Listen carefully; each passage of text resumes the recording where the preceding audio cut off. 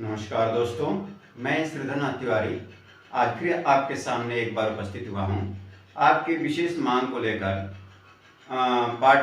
First में आपने देखा था विराम चिन्हों के बारे में। आज उसी का दूसरा भाग लेकर के आया हूँ, विराम चिन्हों का प्रयोग। तो आइए देखते हैं कि विराम चिन्हों का प्रयोग कैसे होता है विभिन्न वाक्यों के माध्यम से। आइए देखते हैं। सर्वप्रथम हम देखते हैं कि पूर्ण विराम, जो पूर्ण विराम होता है वह वाक्य में हम प्रयोग करते हैं जिसका पूरा पूरा सेंटेंस होता है। जैसे वह सुबह जल्दी उठकर योग करता है, तो वह सुबह जल्दी उठकर योग करता है, ये पूरा वाक्य है और पूरा वाक्य के अंत में पूर्ण विराम लगाया जाता है। फिर दूसरा आता है प्रश्नवाचक चिन्ह। तो प्रश्नवाचक चिन्ह में क्या होता है कि कभी भी जब प्रश्न पूछा जाता है तो वहां प्रश्नवाचक चिन्ह का प्रयोग किया जाता है। ये इस प्रकार लगाया जाता है जैसे आज आप कितने बजे जगे, या कभी कभी प्रश्नवाचक चिन्ह में क्या आप सुबह जल्दी जगे, इस तरह से भी प्रश्न पूछा जा सकता है और उसमें अंत में प्रश्नवाचक चिन्ह लगाया जाता है। ये भी एक तरह से पूर्ण वाक्य ही होता है। फिर उसके बाद आता है विस्मय आदि बोधक वाक्य, जिसमें विस्मय आदि बोधक चिन्हों का प्रयोग किया जाता है। जैसे लड़कों, किसी को आदेश दिया जाता है या आश्चर्य से बोला जाता है, लड़कों तुमने यहाँ कार्य किया। यहाँ देखते हैं कि किया के बाद में प्रश्नवाचक चिन्ह भी लगा है, तो यहाँ तुमने यह कार्य किया में प्रश्न की तरफ से देखा जा रहा है, क्या तुमने यह कार्य किया। आदेश भी दिया जा रहा है, लड़कों तुमने यह कार्य किया, तो इसमें विस्मय आदि बोधक चिन्ह का प्रयोग किया गया है। फिर उसके बाद आता है अपूर्ण या उपविराम। जो पूर्ण विराम होता है उसका आधा होता है, मतलब थोड़ी देर के लिए। उसमें पूर्ण विराम में पूरा रुका जाता है और उसका आधा उपविराम या अपूर्ण विराम में रुका जाता है। जैसे अहिंसा मनुष्यता है, तो यहाँ पर थोड़ा सा हम रुकेंगे, हिंसा पशुत्व। अहिंसा मनुष्यता है तो हिंसा पशुत्व। उसके बाद आता है अर्धविराम। अर्धविराम में उपविराम से थोड़ा कम रुका जाता है। तो इसमें क्या होता है, हम जनहित के कार्य नहीं करते, क्योंकि जब क्योंकि अर्थात इत्यादि और आता है तो वहां पर अर्धविराम लगता है। हम जनहित के कार्य नहीं करते क्योंकि उनमें हमारा खुद का लाभ नहीं होता है। फिर उसके बाद आता है अल्प विराम। अर्धविराम का आधा अल्प विराम होता है, इसमें उससे कम समय के लिए रुका जाता है। जैसे सुनो, सुनो में लगा अल्प विराम, सुनो मैं भी चलूंगा, या पुनीत तुम जरूर आना। पुनीत के बाद थोड़ी देर के लिए रुका गया है, तुम जरूर आना, तो यहाँ अल्प विराम लगा है। फिर उसके बाद आता है योजक चिन्ह। योजक चिन्ह में क्या होता है कि जब वाक्य को थोड़े में बोला जाता है और इत्यादि और से योजक चिन्ह बनता है, जैसे माता और पिता। तो माता और पिता, तो इसमें और का लोप हो गया है और इसको योजक चिन्ह में रख दिया गया है, माता और पिता। दिन और रात, तो दिन और रात के बीच में योजक चिन्ह लगा देते हैं। कम से कम, तो यहाँ भी योजक चिन्ह लगा देते हैं ताकि जो बीच का जो सेंटेंस है या वाक्य बड़ा हो गया है उसको कम किया जाए। इसमें अक्सर समास में प्रयोग किया जाता है, द्वंद्व समास में इस योजक चिन्हों का प्रयोग किया जाता है। फिर आता है निर्देशक चिन्ह। निर्देशक चिन्ह में क्या होता है, जैसे खाली स्थान भरो, उसके लिए निर्देशक चिन्ह आता है। देखिए जैसे बैठक में अनेक विद्यार्थी थे, उसमें डैश लगा दिया जाता है, इसको डैश कहा जाता है, डैश राजू पुनीत आदि। तो डैश की जगह पर भी कोई विद्यार्थी रहा होगा, ठीक है। तो यानी खाली स्थान में एक डैश होता है जहां किसी न किसी व्यक्ति को इंगित किया जाता है, तो वहां हो जाएगा निर्देशक चिन्ह। फिर होता है विवरण चिन्ह।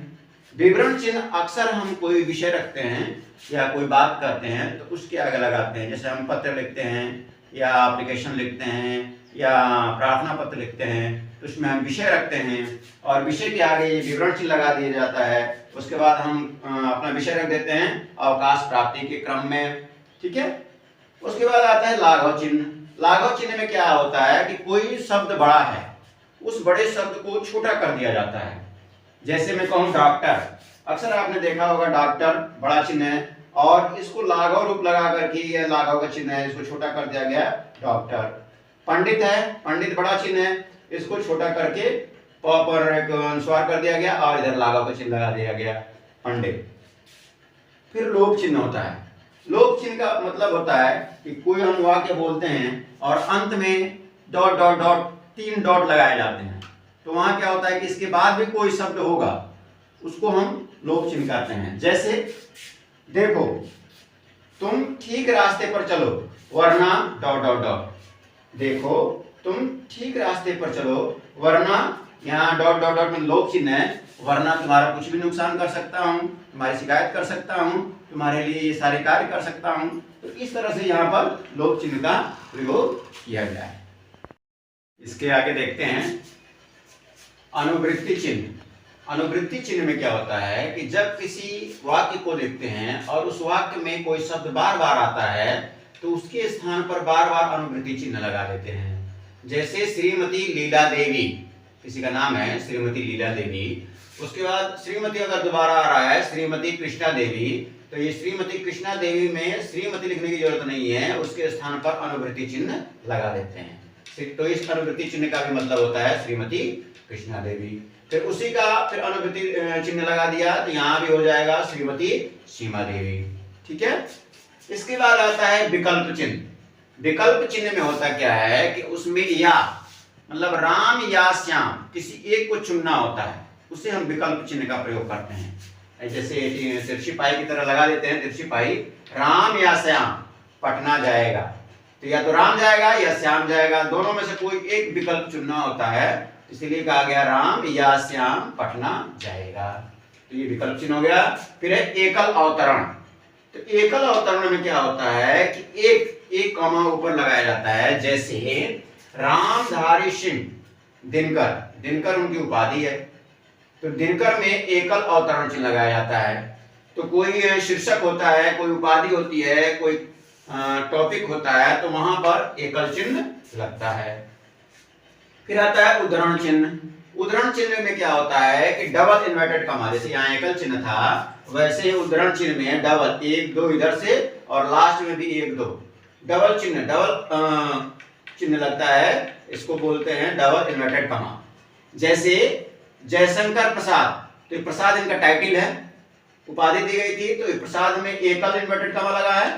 तो जयशंकर प्रसाद ने कहा है कामायनी, तो ये हो जाएगा, ये इनका कथन है, कहा है, इनका कथन है। किसी कथन में ये डबल इन्वर्टेड कॉमा या उद्धरण चिन्ह लगता है। किसी का कथन, कोई परिभाषा, कोई ऐसी बात होती है तो वहां लगता है। तो यहाँ लगा है डबल इन्वर्टेड कॉमा में कामायनी। अब कामायनी चूंकि एक शीर्षक है तो इसलिए कामायनी को भी सिंगल इन्वर्टेड कॉमा में रखा गया है, अर्थात एकल उद्धरण चिन्ह में रखा गया है। फिर ये डबल उद्धरण चिन्ह में पूरा कथन हो जाएगा। तो पूरे कथन के लिए कामायनी मानव के विकास की मनोवैज्ञानिक गाथा है। तो ये जो पूरा कथन है ये डबल उद्धरण चिन्ह में, अर्थात ये उद्धरण चिन्ह हो गया, और खाली कामायनी है तो ये हो जाएगा एकल अवतरण चिन्ह। फिर इसके बाद आता है हंसपद चिन्ह। हंसपद चिन्ह में क्या होता है कि कोई पद छूट जाता है, जैसे हमारे कहने में या किसी वाक्य के प्रयोग करने में कोई ऐसा शब्द या कोई ऐसा पद जो छूट जाता है, तो उसके लिए त्रुटिवश अंत में हंसपद लगा करके उसका उल्लेख कर देते हैं। जैसे मैदान में खेल रहे थे, तो मैदान में क्या खेल रहे थे, क्लियर नहीं हो पा रहा है, त्रुटि हो रहा है, तो हम यहाँ क्या करते हैं कि मैदान में हंसपद लगा देते हैं, ऐसे त्रिकोण जैसा चिन्ह होता है, हंसपद लगा करके ऊपर लिख देते हैं बच्चे। तो मैदान में बच्चे खेल रहे थे, तो इस तरह से हंसपद का प्रयोग हम वाक्य में कर देते हैं। तो इस तरह से हम लोगों ने देखा कि हम अपने वाक्यों में, विभिन्न वाक्यों में विभिन्न चिन्हों का प्रयोग किस तरह से करते हैं। दोस्तों, यदि आपको मेरा ये वीडियो अच्छा लगा हो तो अगर इसमें से आपको कुछ और भी जानकारी चाहिए तो उसके लिए कमेंट बॉक्स में अपना विवरण दे दें और मैं इससे संबंधित और भी अच्छी जानकारियों को लेकर आपके सामने प्रस्तुत हो जाऊंगा।